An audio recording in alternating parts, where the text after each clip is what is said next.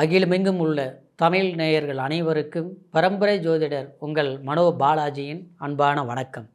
மீனராசி அன்பர்களுக்கு சனி வக்ர பயிற்சி. இந்த வக்ர பயிற்சிங்கிறது உங்களுடைய ஜென்மத்தில் இருக்கக்கூடிய சனி பகவான் இந்த ஜூலை மாதம் 13ஆம் தேதி வக்ரகதி அடைய போகிறாருங்க. இந்த வக்ர காலம் நவம்பர் 27ஆம் தேதி வரைக்குங்க. 138 நாள் வக்ர நிலையில் தான் சனி பகவான் சஞ்சாரம் பண்ண போகிறாரு. இந்த 138 நாளும், அதாவது 4 மாதம் 14 நாள், இந்த சமயத்தில் உங்களுடைய ராசிக்கு எப்பேற்பட்ட பலன்கள் சனி பகவான் கொடுக்க போகிறார் அப்படிங்கிறத பற்றி தாங்க இந்த பதிவில் நாம் இப்போ பார்க்க போகிறோம். ஃபஸ்ட் டைம் பார்க்குறவங்களா இருந்தீங்கன்னா சப்ஸ்கிரைப் பண்ணி பெல் பட்டன் அழுத்தி ஆல் ஆப்ஷன் கொடுங்க. தொடர்ந்து சில பதிவுகளை பார்க்க ரொம்ப எளிமையாக இருக்கும். மீன ராசியில் பிறந்தவங்க, குரு பகவானுடைய ஆதிக்கத்தில் பிறந்தவங்க நீங்கள், உங்களுடைய யோகம், அமைப்பு, செல்வாக்கு எப்போவுமே சிறப்பை கொடுக்கக்கூடிய ஒரு ராசியான அற்புதத்தில் பிறந்தவங்க தான் மீன ராசிக்கார். ஆனால் அப்பேற்பட்ட உங்களுக்கு கடந்த காலத்தில் விரயத்தில் இருந்தது சனி, இன்றைக்கி ஜென்மத்தில் இருக்குதுங்க. இது 7 சனி காலம். இந்த 7 சனி காலங்கிறது இப்போது சமீபமாக ஒரு 3 வருஷ காலமாக இந்த ஒரு சொல்கிற அளவுக்கு உங்களுக்கு சிறப்பாக இல்லை. அப்படின்னா சில விரயங்களை சந்திச்சிருப்பீங்க, சில ஆரோக்கிய தொந்தரவுகளை அடைஞ்சிருப்பீங்க. இன்னும் சொல்லப்போனால் குடும்பத்துக்குள்ளே கூட சின்ன சின்ன விஷயங்கள் கூட பெரிய சங்கடங்களை உண்டாயிருக்கு.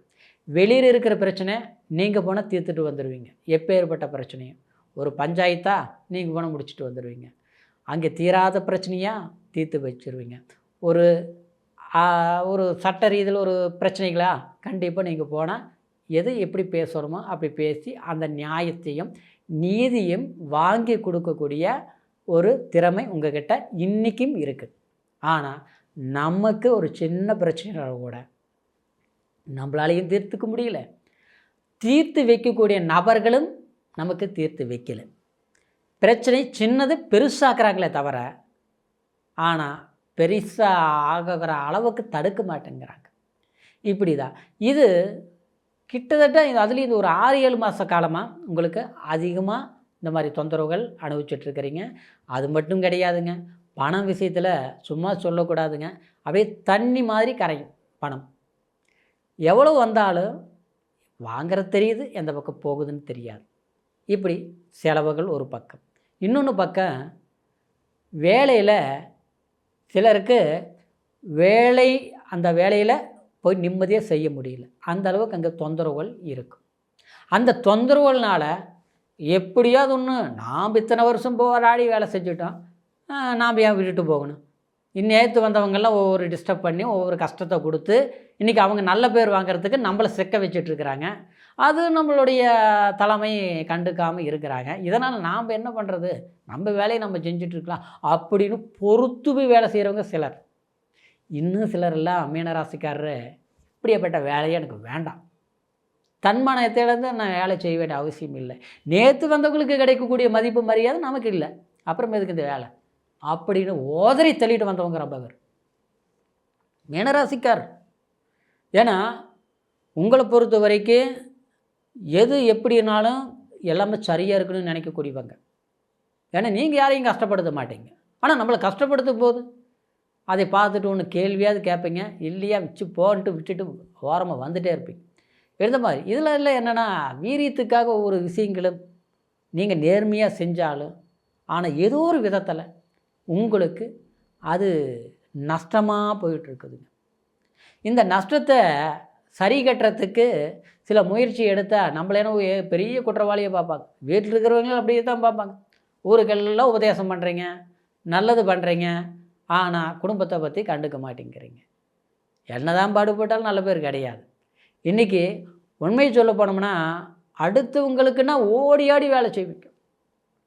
ஆனால் உங்களுக்கு உடம்பு சரியில்லைனா கூட நாளைக்கு போய்க்கலாம் ஹாஸ்பிட்டலுக்கு, என்ன பண்ணிடு அப்படின்னு நினைப்பீங்க.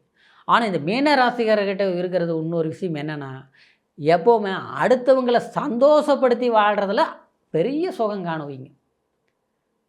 சாப்பிட்ற சாப்பாடாக இருந்தாலும் சரி, அடுத்தவங்களுடைய ஒரு பிரச்சனை சண்டை சத்துருவலாக இருந்தாலும் போய் தீர்த்து வைக்கிறது, நமக்கே இல்லை, இருக்கிறது 5-10 இருந்தாலும் அடுத்தவங்களுக்கு இல்லையா, கண்ணில் பார்த்துட்டு இருக்க முடியாது, கொடுத்து உதவி செஞ்சுருவோம், நாளைக்கு கொடுத்தா கொடுக்கட்டும், இல்லைனா போகட்டும்னு நினச்சி கொடுத்துட்டு வரக்கூடியவங்க. ஆனால் எவ்வளோ ஒரு நல்ல உள்ளங்கள் கொண்டவங்களாக இருந்தாலும் இப்போது கடினமாக இந்த சனி பகவான் உங்களை ரொம்ப சோதனையை ஆளாக்கிருச்சுங்க. கஷ்டங்களை கொடுத்துருச்சு, பண விஷயத்துலேயும் கொடுத்துருச்சு, ஆரோக்கிய விஷயத்துலேயும் கொடுத்துருச்சு.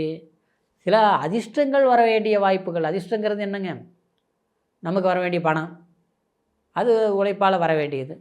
ஆனால் நம்மளுடைய பூர்வீக சொத்து இல்லையா, நம்ம அன்றைக்கி வாங்கி போட்ட ஒரு இடம், அதில் சம்மந்தப்பட்டது ஒரு விற்று நம்ம ஒரு லாபத்தை அடையலாம், ஒரு பிஸ்னஸ் தொடங்கலாம், இதெல்லாமே ஒரு நன்மைகள். அந்த மாதிரி வாய்ப்புகள் வந்தால் நமக்கு சாதகமாக இருக்குமே அப்படின்ட்டு அதையே வச்சு நீங்கள் போராடினாலும் எதுவுமே கை கேட்டது வாய் கேட்டல. அது பழமொழி சொல்லுவாங்க இல்லையா, 99 ஓகேங்க, 1% ஃபெயிலர், எல்லாம் முடிஞ்சு போச்சு. அந்த 99 0 ஆகி போச்சு.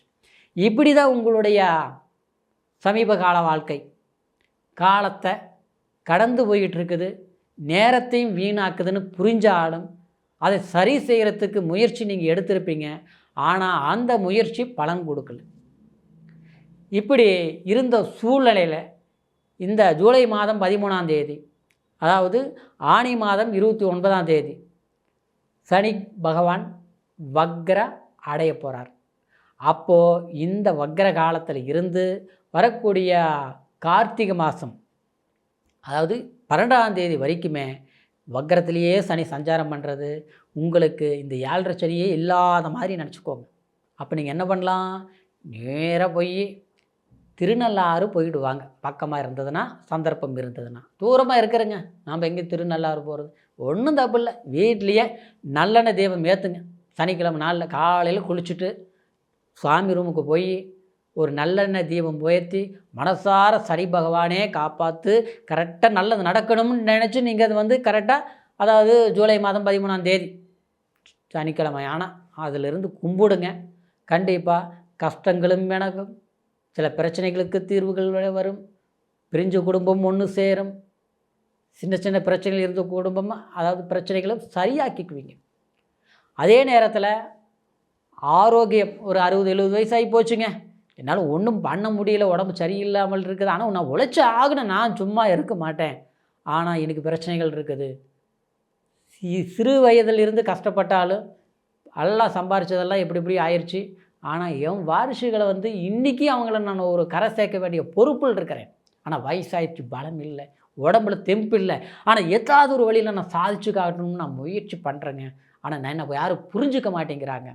வாய்ப்புகளே அதுக்கு தகுந்த மாதிரி என்னை எல்லோரும் மற்றவங்க ஏமாற்றிட்டாங்க, ஏமாளி ஆகிட்டேன். ஆனால் இதிலிருந்து நான் மீண்டு வர முடியுமா அப்படின்னு கேள்வி கேட்டுருக்கக்கூடிய மீனராசி அன்பர்களுக்கு ஆரோக்கியம் நல்லா இருக்கும். உங்களுடைய வாழ்க்கையில் நீங்களும் சம்பாரித்து ஒரு சாதனையாளராக வளம் வர வேண்டிய ஒரு வாய்ப்புகள் இருக்கிறதுனால சனி பகவான் வழிபாடு செய்து, சனி பிரதோஷ நாள்லேயும் அதே மாதிரி சனிக்கிழமை நாளையும் காகத்துக்கு அன்னம் விட்டு சனீஸ்வரர் கோயிலுக்கு போய் வழிபாடு செய்துட்டு வாங்க.